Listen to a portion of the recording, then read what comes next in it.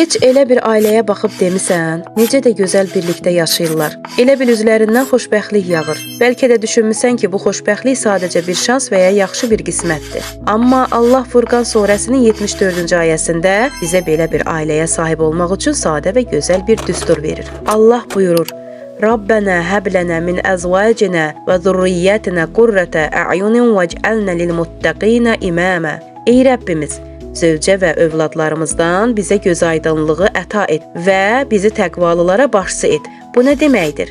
Yəni, bu xoşbəxtlik Allahdan gələn bir hədiyyədir və onu istəmək lazımdır. Əgər biz dua edib Allahdan istəyiriksə, ailəmiz sevgi və rahatlıq mənbəyi olsun, o da ürəkləri bir-birinə yaxınlaşdırır və bizə sevgi və mərhəmətlə dolu bir ailə bəxş edir. Daha gözəl olan isə bu ayənin böyük bir məqsədinin olmasıdır. Yəni, yalnız öz ailəmiz üçün deyil, elə bir ailə olaq ki, başqaları üçün də gözəl bir nümunə olaq. Buna görə də subaylar bu ayəni oxusunlar və gələcək ailələr üçün dua etsinlər. Evlilər isə ailələrinin inkişafı və daha gözəl olması üçün bu ayəni oxusunlar.